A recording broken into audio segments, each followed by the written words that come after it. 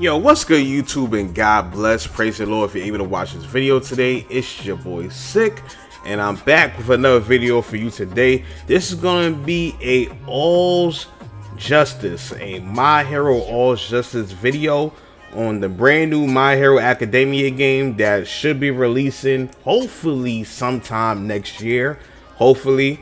As you can see, this is the gameplay of it. I don't know how many people played the One's Justice series, but One's Justice 2 was a really good game. I used to play it all the time back in the day, especially during that COVID time period. That was the game I was playing all the time, was One's Justice 2. It's surprisingly a good arena fighter that a lot of people don't know about, and I want to put the game on the map with this new release of All's Justice. It looks like it's going to be way better than One's Justice 2.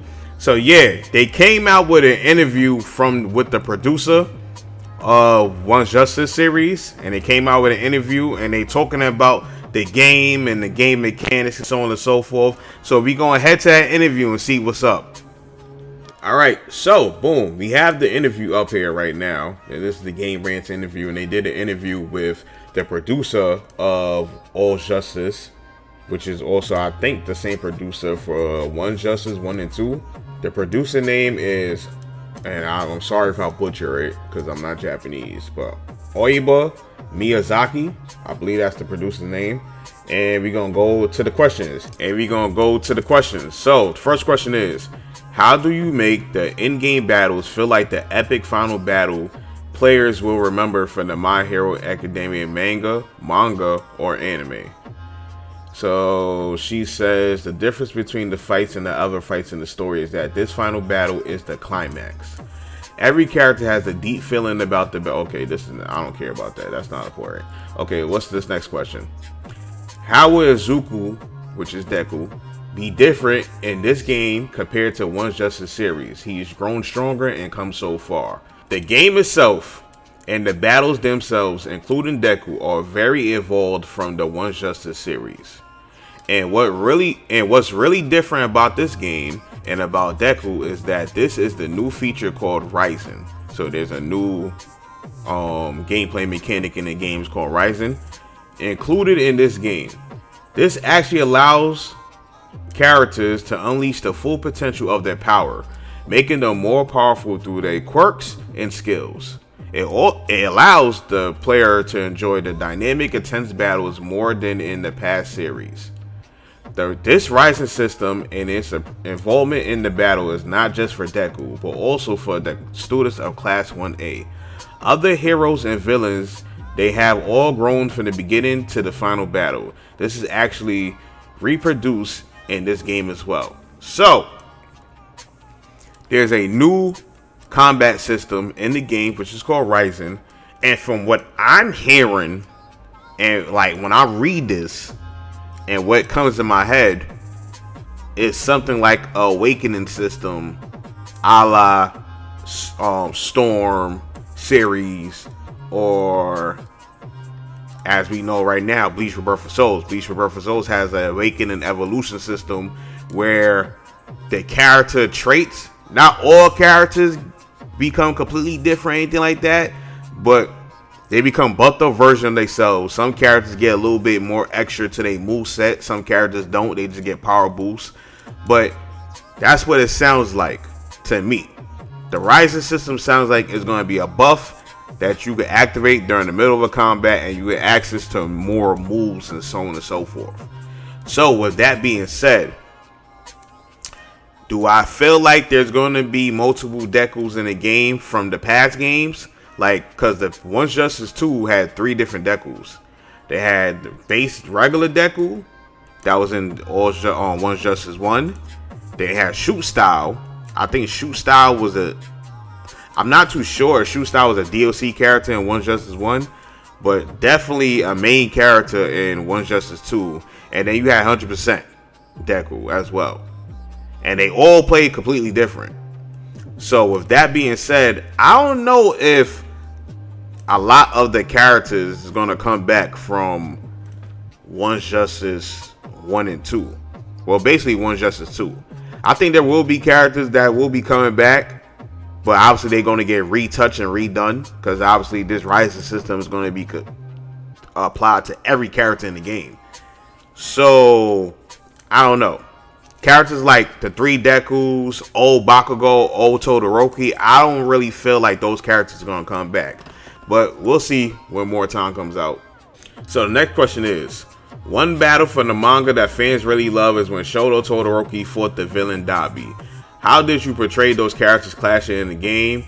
Because it was such a popular battle. Do we care about this question? Alright, let's read it. When we created not just Dabi versus Todoroki, but all the epic final battles, we were thinking both about how should we be creating the battle and the story, because we were committed to making a creative game where players can enjoy both the battles and the story of the final arc of the anime itself. So seeing the anime is very detailed, we were studying those battles and those details to express that and reproduce it in high quality in this game. The difficult part of recreating the scene of Dabi vs Todoroki was showing the effects of Todoroki ice and fire powers happening at the same time.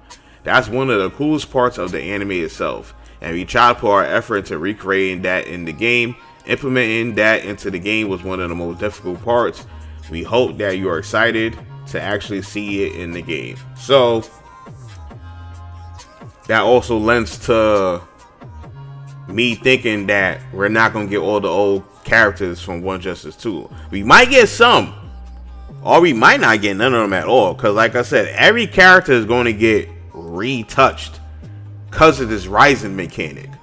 So they might do away with a lot of the old characters play styles and just have that, if that character is in the game, it's just an updated version of the character. And I don't know how I feel about that, but we definitely going to get a new Todoroki, as we see, and we're definitely going to get a new Dabi. We're going to get a new all characters, period. So let's move on. Alright, Miyazaki, who is your favorite character to play in All Justice?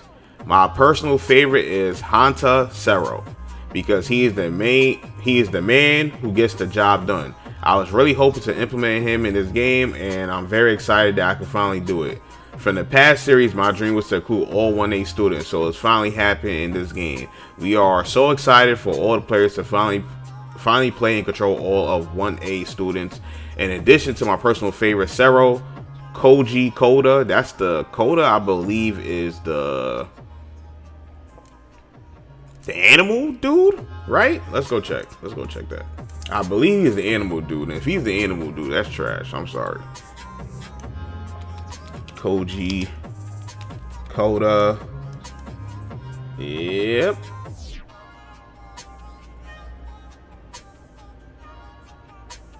Yeah, Koji Koda is the animal dude. That's trash. Who want to play with him? I don't know, but we'll see. One of the things that's difficult from the previous My Hero Academia game series is that players can now form a team up to 3 characters and seamlessly chain targets between them. So people can form a team of 1A students and create teams that have actual seen in the anime. That they have actually seen in the anime. That's one thing that we would like the audience to be excited about. So all of Class 1A is in the game, right? So that's dope, because we get a character like Sero, which I always wanted to play as well, because to me, Twice play style kind of felt like it should have been like Sero's to me, with the whole what he had with the, what was it, the zip line stuff that he had, his combo stuff like that. I felt like Sero should have had something like that, but they gave that to Twice and One Justice 2. So the fact that we get him in this game and we're gonna see how he plays is gonna be really, really dope. We also get the Invisible Girl, and I think there's a question I talked about Invisible Girl as well. Sugar Rush dude, I don't know his name.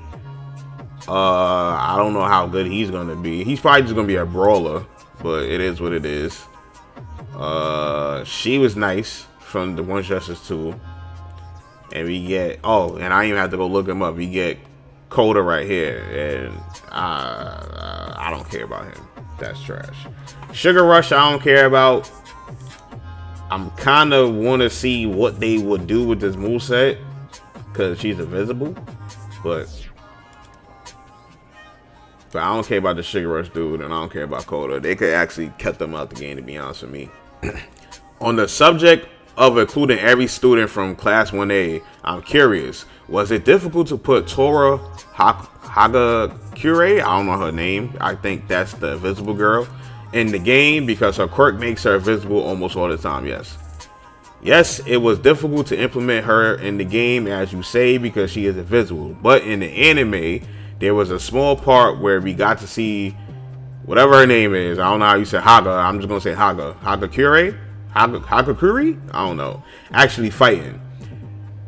There weren't a lot of scenes where she was fighting, but there were some. In this game, as players can actually control her, they will be able to experience the skills and quirks she has and control and enjoy the maximum potential of her quirk. At this time, my favorite team of 3 1A students to play is Sero, Rikudo Soto, I don't know who that is, and Hagakure, whatever the name is. Since there are a lot of characters in the game, players will be able to create a variety of character combinations. Who is this?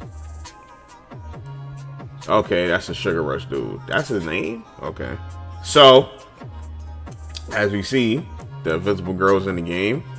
Them talking about her not fighting in the show, that doesn't really matter much because One Justice 2, a couple of characters ain't really fighting. Y'all came out with a fully fleshed out moveset for characters. So that doesn't really matter because they have good creativity when it comes to the quirks and the moves and stuff like that. Because May, when One Justice 2 came out, I don't even remember she still even have a fight.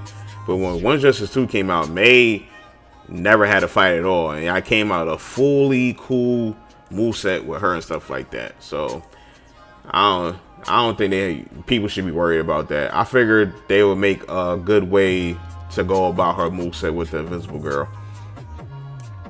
Alright, next question. Were there any characters that was added because they are particularly popular with fans? Of course, that's a duh.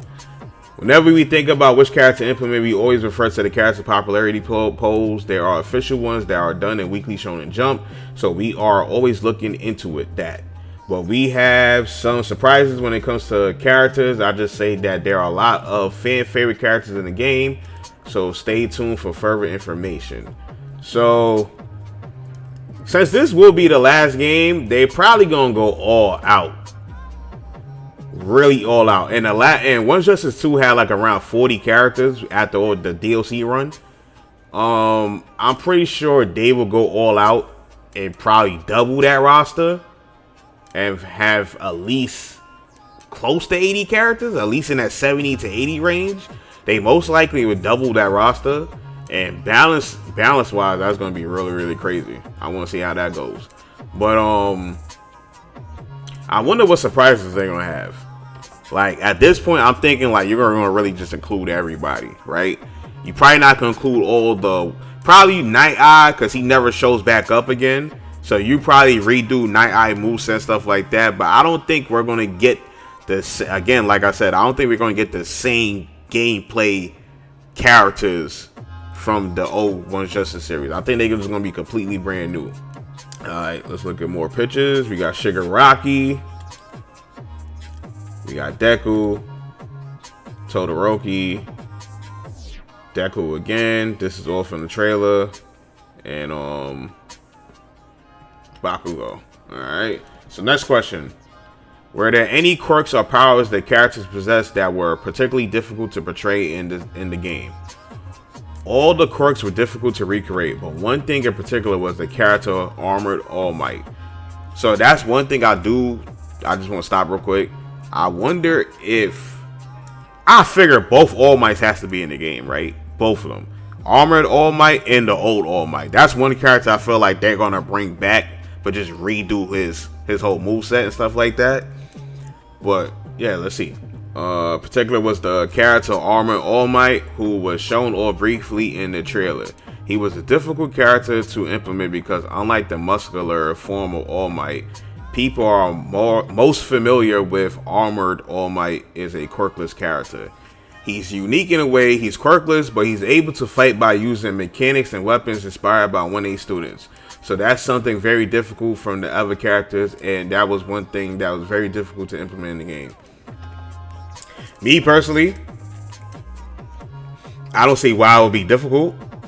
You just create a moveset, go off of what he did in the manga, create a moveset, and then just attach that to his quirk. I don't know what's to his quirk button, even though he don't really have a quirk, but that's still where you do the special moves at. So for him, it would just be whatever type of tools kit he has within the suit. That's all. I don't know what's so hard about that, but whatever. What did the beginning of the development process look like? Did you start working on the game right after the second One's Justice? We've been creating this game for about 4 years, including the initial concept phase and the testing phase, and so on. We were thinking about creating a new game after One's Justice series was released, so we looked into what could be kept in the game and what could be better. We've been working on the game for a pretty long time, restructuring the battles and creating the plot and storyline alongside the anime. All right, so this feeds more into like the game is going to play the same, but it's going to be a lot of kind of, obviously it's the 3-on-3 mechanic. You could tag in characters now. There's a rising system. It might be a little bit more stuff to the game as well too. I also think characters like Overhaul, Chisaki, stuff like that, those characters might make a comeback, but just play differently a little bit. They might redo they toolkit and stuff like that. But again, I don't think 3 Decals is going to be in the game. How did you decide on the teams of 3 characters all controlled by the player?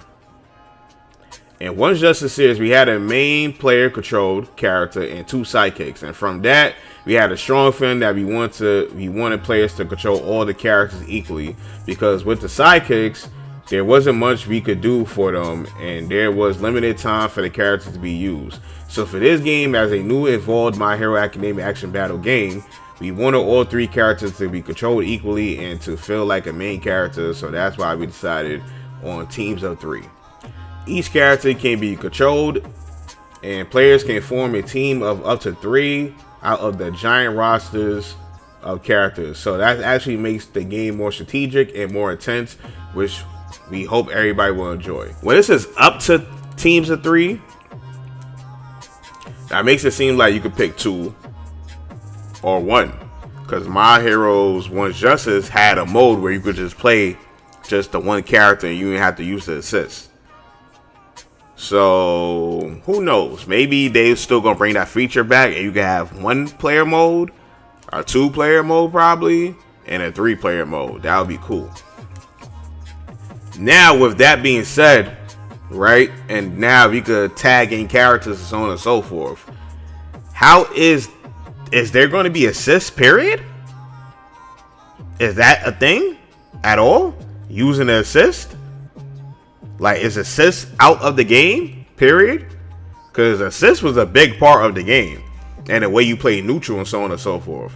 So, will assist still be in the game? Who knows?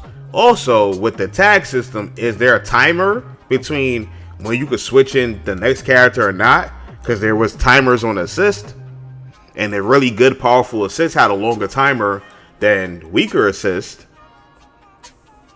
And there was 2 different types of assists, depending if you did it on the ground and in the air. Sometimes you get a different type of assist depending on the character. So, how does this all play into the gameplay now? Is there going to be assist? Is there going to be a timer on the assist? Is there going to be a timer on tagging? Like, how does all of that work? I'm very curious to know, and hopefully we get gameplay soon that shows like a real gameplay match that really showcased that. So yeah, that's pretty much the end of the interview. I pretty much skipped the questions that had nothing to really do with the actual gameplay of the game, because I don't really care about none of that stuff. But yeah, hopefully you enjoyed this video and I was able to inform you of what's new and coming up in the new All's Justice game and give you my thoughts on everything and so on and so forth. So hopefully you was able to enjoy the video. If you did enjoy the video, please smash the like button. I greatly appreciate it. Also, consider subscribing if you're new to the channel. I'm going to have tons of fighting game content in general for y'all to enjoy. But yeah, anyways, hope all y'all have a nice day. God bless. Peace.